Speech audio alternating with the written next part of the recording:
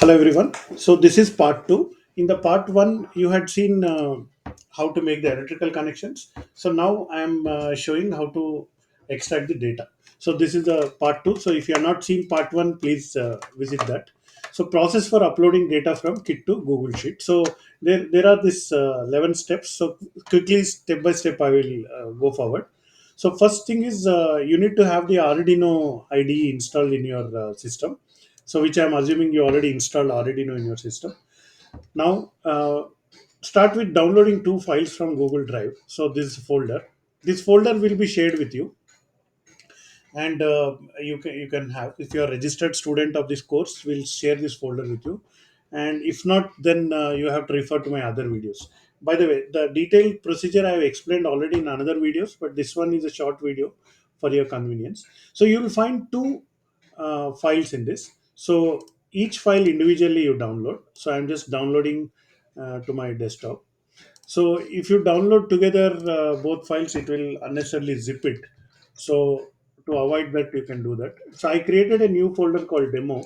In that, I am downloading both the files one after the other. So now I have these two files.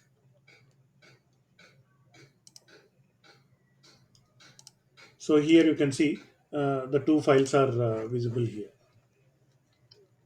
So now downloading part is done. So the first step is done. In fact, fourth step is also done, but anyway, let's come here. Open the file named INO in Arduino IDE editor. So this INO file, if I double click this, it will open in the Arduino editor. So normal practice is that the folder name and the file name should be same. So because the folder name is different, so there will be a small message like this. It will move the file into a different folder with the same name. So here you should simply say OK, and then that work happens, and the file opens finally.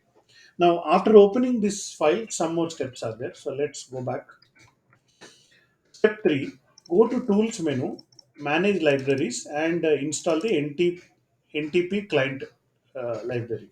So go to Tools menu, then go to Manage Libraries, and then here the Libraries Manager window will open. And at the top in the search box, type NTP client. So NTP Network Time Protocol client.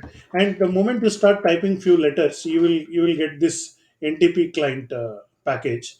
So already it is installed in my system. So in case it is not installed in your case, you simply press install. Just in few seconds it will install. So in my case it is already installed. So I'll just close this one. So step 3 is done. Step 4 is also done. Downloading the file, that zip file, that also I have done. Step 5. In the Arduino IDE, go to Sketch menu and say include library and add .zip library and select the zip file you downloaded.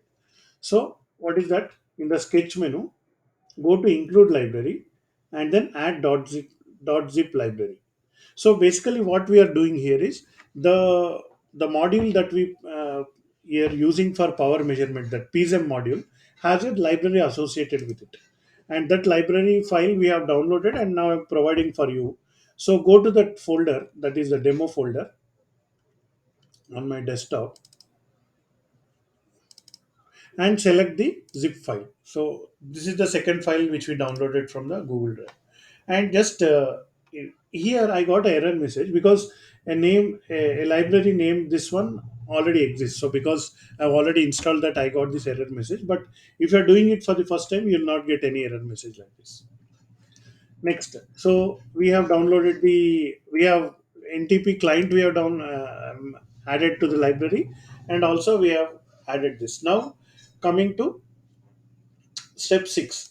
So here, that just this is again making sure that the port. So remember, in the previous video you connected the ESP module to one of the port in your USB port in your system. So make sure that that particular uh, port is selected. I'll show you. IDE tools menu, port. So here you go to tools menu, go to port, and already there are only two serial ports I'm having. Already it is showing that USB 0. So because I'm using Linux or Ubuntu, it shows like this slash dev and all. In Windows also it will show what kind of port are available. Now in my case there are two ports, and I'm connecting to the USB port. So you can do trial and error to find exact port where your ESP module is connected. So and then change that. So in my case, I know that this is connected to USB 0, so I'm just directly selecting that. So this part also is done. Next, coming to the seventh one, we need to select the board also. So let me slightly more magnify. Point 7.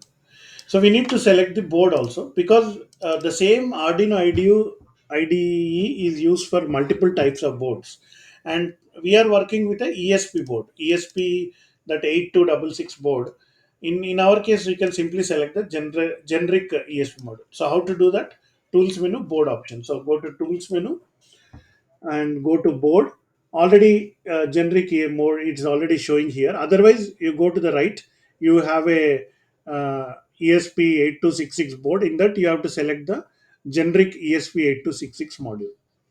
In case that is not appearing, then you need to go to boards manager and install that board, and then you will be getting it. Yeah. So here select the generic 8266 model, which I already selected. Okay. So now as a result, here on the down you can see generic ESP module on so and so port. So this message it will display.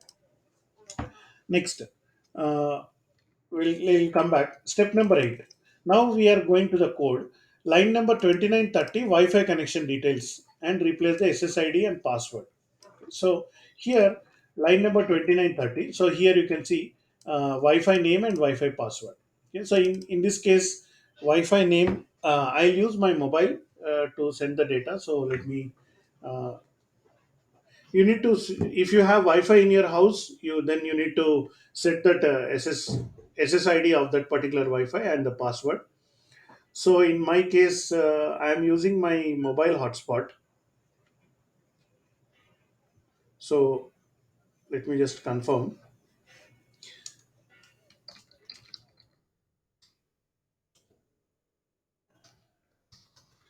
And then the password associated with it. So in my case, it is, for this sake of this video, I have given a simple password: 1 2 3 4 5 6 7 8, and then this part is done. So I have to save this file. So in your respective homes, whatever Wi-Fi you have, that name you give, and whatever password you have, that password you give here. So going back to the steps, step 8 is over. Now step 9. Now sheet name. So you students have been given different kits.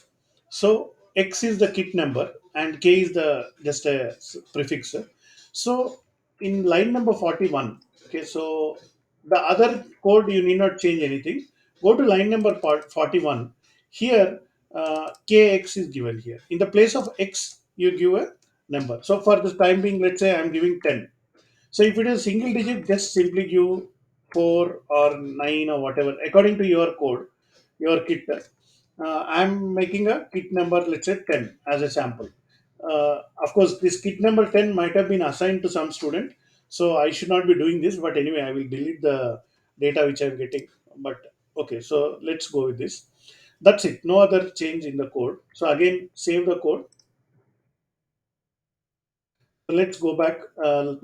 10 step is over. So once the above changes are made, compile the code and run the code on your ESP module. So let's do that. So compiling the code. So here you can see this progress that the code is compiling. At this stage, you might get some errors. In case you get some errors, please try to resolve these errors by yourself. Use Google search, whatever error message you're getting, how to resolve that. And and you have to finish the compiling. In the worst case scenario, if you are unable to get it, then you send it to me. Okay. So looks like the work is done. It's showing some status message like this. Now compiling is done. Now let me flash the code into the ESP module. So that means the code will be transferred to the ESP module, and from then on ESP module will start working. Okay. So the code is writing. 15%, 21%. So slowly the code is being written, and the moment code starts writing, then the data starts coming. Where will the data come? Data will come to a particular spreadsheet, which also will be shared only with my students who are registered for this course. Okay, so let me open that. Where is it? In the 11th step. Okay, so I think I have the link here. So the link is there in the last step. So there are multiple, you see sheets are there here. So if I see here K1, K2, K3, so different sheets. So my data is supposed to come in K10, the data from the module which I am using. So, but then my PCM module itself is not switched on, I believe. Okay, so let's see.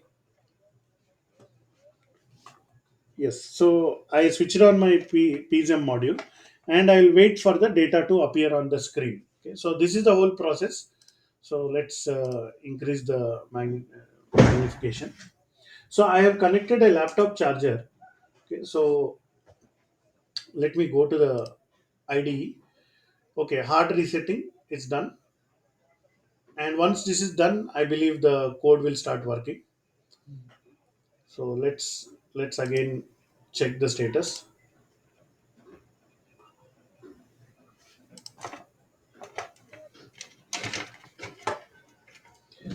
So I'm having a little bit of loose connection issue. Yes.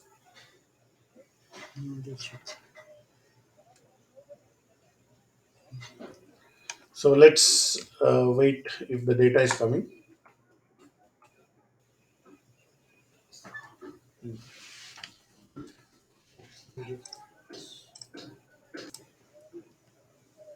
So here now we can see the data started coming.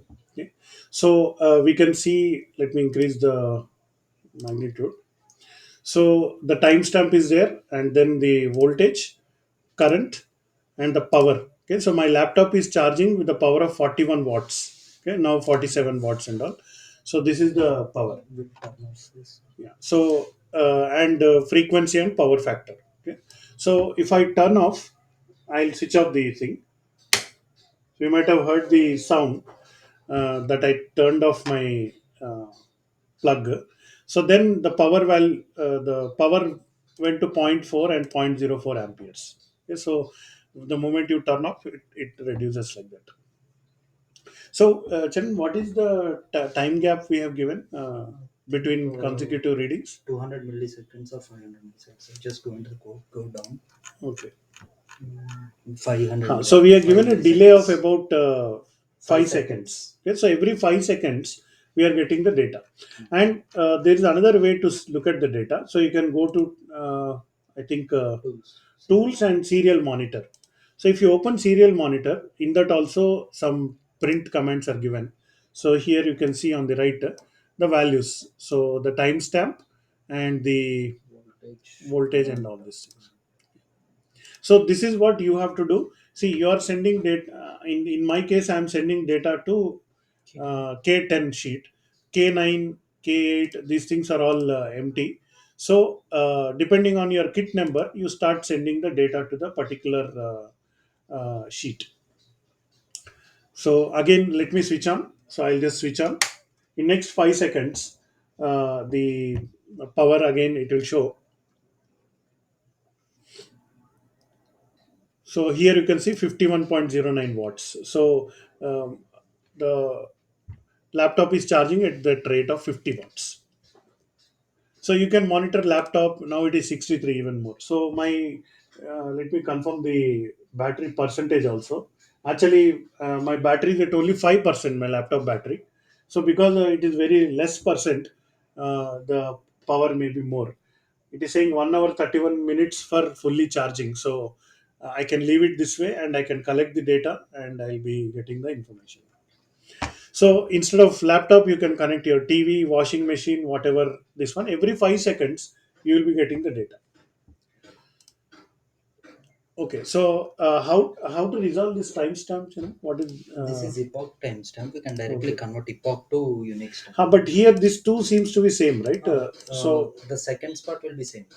Only milliseconds part will be changed. Just control C it and okay, epoch to so you copy this timestamp and Unix time. then you say EPOC2. EPOCH to Okay, EPOCH2 Unix time. Unix time. So there is a converter online. So here you enter that and then say timestamp to human date. So here it says Monday, November 1st, That is GMT. 2 p.m. So this is GMT, and this is the, Okay, okay. 1 hour. so there is, I think, 1 hour difference. Yes. Yes. So we need to adjust for that. Hmm. So here it is like this. But anyway, right now the time is 6:30 p.m., but it is showing 7:30 p.m. Anyway, anyway, this matter we can easily resolve later. But you don't have to do anything on this. You just leave it as it is, and then we'll be getting the uh, time. So it comes up to the seconds value. So I hope you got the thing. So I will be sharing this particular steps, 11 steps, and how to transmit your data to this particular sheet. So I hope you are following these videos, and you are able to send the data from the kit. Thank you.